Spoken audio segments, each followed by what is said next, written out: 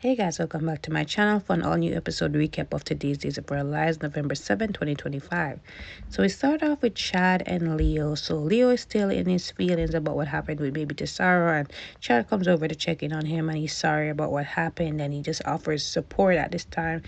And Leo starts venting about how much he has grown attached to this baby and how it is really changing for the better. And Chad also sees that he has changed a lot since they first met, and he's proud of him for his growth. And he said, yeah, the old me would have definitely did something to get the baby back, but Johnny and Chanel definitely deserve the baby. They've been wanting the baby for all this time.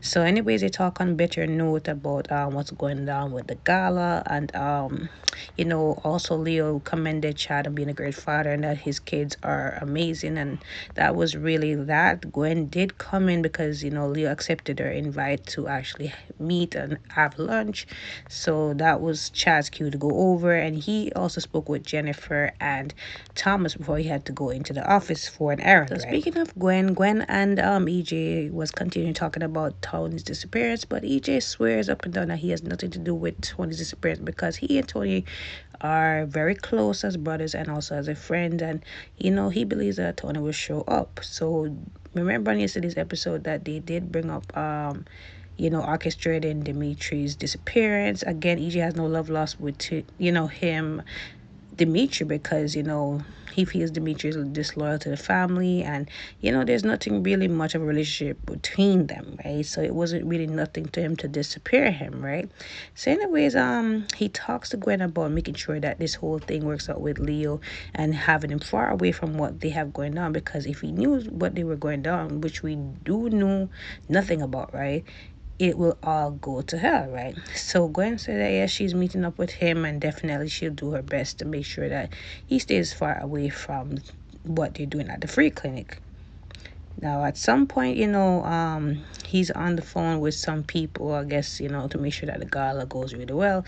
He does have a meeting with A, which we discuss in a matter of minutes in this recap. Now, Mark Green is back at the apartment where him and the rest of his siblings are, and he's talking with Kat about his job and that it's not like he's gonna receive a regular salary. It's not gonna be like full paperwork because EJ basically created this job for him, and it's very hush hush discreet. So Kat is just weary about it because she knows EJ's track record, and she just warns Mark to just be careful around him.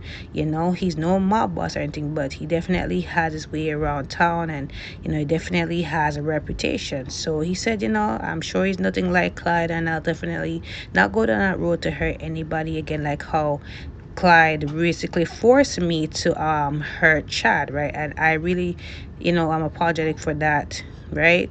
But that I was trying to just save our mom, and she understands that. So he's still upset that she and Chad broke up and how he broke her heart. And he said, look, he did it for his family and his kids, and it was just understandable, right? So anyways, that was really it between them, nothing much. Thomas and Jennifer are not outing because he did very well in his report card, and she wanted to reward him, I guess have pizza or have dessert or have that first. So he's not in the mood because he's grounded, and he's still feeling a type of way about what happened with Kat with the pumpkin launch and everything. And she said, I know how you feel about Kat and what she did to her family, but it's still no right to really hurt someone, right? So no matter how you feel about them, you shouldn't hurt them. So that's when Gwen comes in, and then she said that on the part about no matter how much you don't like them, and Gwen is just like there standing is awkward. So Thomas has no ill will towards or ill feeling towards Gwen, and she asked him how's everything going. So he said that grandma's taking him out because of his report card. So she said, I'm not surprised, you're always one of the smart ones. So anyways, he invites her out for the outing, and Gwen Jennifer is giving her the eye like no no no, say no. So Gwen said it's fine, I have to meet with a friend at the pub, right? So I'll see you later.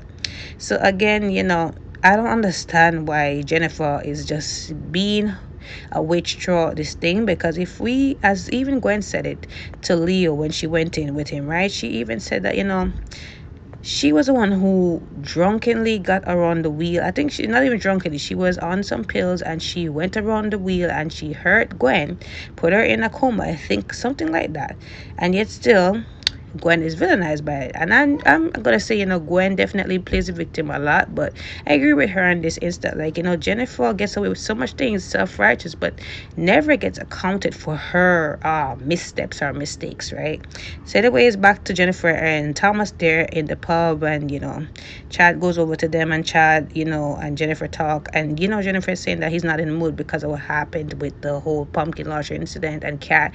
And he said, look, I know that you're a good kid and you just made a mistake. We all do, but don't think that I'm not proud of you and that I don't love you and everything, right? And I know you like dessert. So he encouraged him to get dessert, and then they're having a time with the ice creams and dessert and everything. So Chad also commended Jennifer on her thought piece as well, and that she did really well. And he said, you don't have to do that because, you're my son-in-law and all that. So she said, no, I mean it. Like, grandfather would be proud. And they talk about the Hortons coming in, Mike and Marie. So everybody's coming in, right? So Chad leaves at this point to take on an errand. And that leaves Jennifer and Thomas to talk. And Jennifer said, look, right? I know you wanted to come to Boston to be with your grandparents, but you need to be here with Charlotte and your father. Your father loves you really much, and you are his top priority. And everything that happened between Chad and Kat, it's over, right? He chose you guys, right? So he feels a little bit more relieved, but we already know what's going to go. So EJ meets up with Chad or runs into Chad at Square, and Chad already is a little bit upset about what happened with actually sending Cat over to the office to basically tell him about what happened to Tony.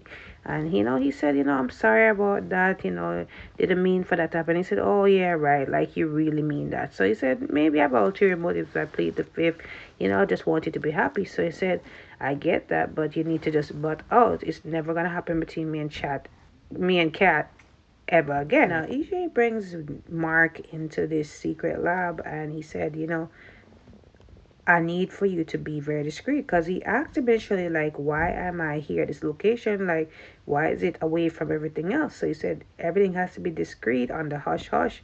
So, Mark is just really skeptical or really suspicious of what's going on. But, anyways, he said that your supervisor is coming. So I didn't know who to expect, but the legendary Dr. Rolf is back, and it's always great to see him because he always comes up with some kooky ideas. And like, see what this is all gonna be in play. Like, what is EJ and Gwen doing with this thing, and with Dr. Ruff being involved? It's up to no good, and some kind of supernatural extraterrestrial stuff always goes on, right? There was also, like, like I mentioned earlier, this meeting with Abe and EJ, right? Well, not even meeting, just him coming in, waltzing himself in just like everybody else without actually knocking the door, right?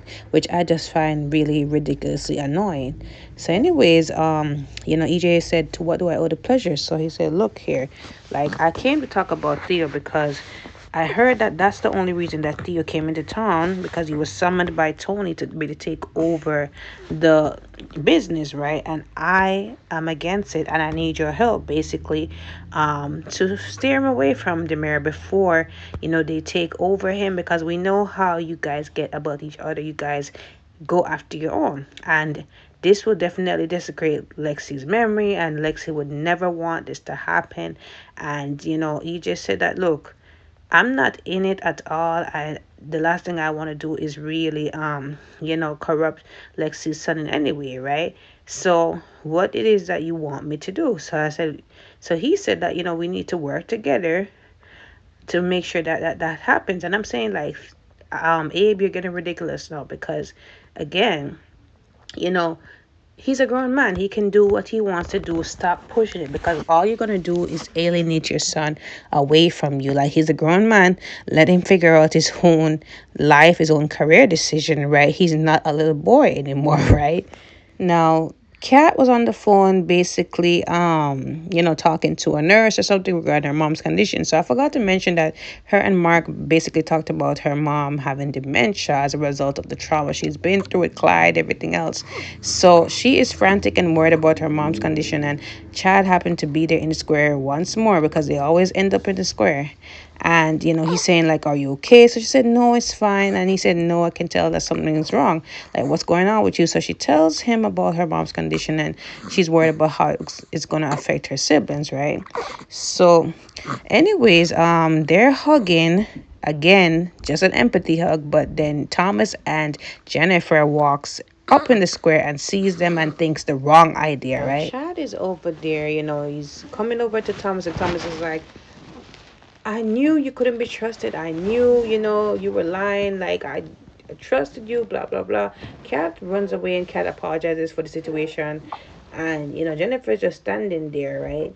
So Chad said, it's not what you think. And, Thomas doesn't want to believe it. So Thomas ends up running off into the street, running off into the road. And all I hear is a car screeching. So, assuming that this was a car accident again, this could have been easily prevented, right? But again, Chad and Jennifer run off to see what's going on. So I guess we'll see what happens on Monday.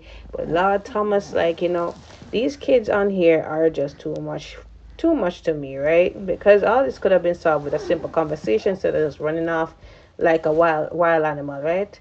But anyways, that is it, guys. Comment below your thoughts on today's episode. Let me know. Don't forget to like, follow, and subscribe to my channel. I will see you guys next week. Have a wonderful weekend.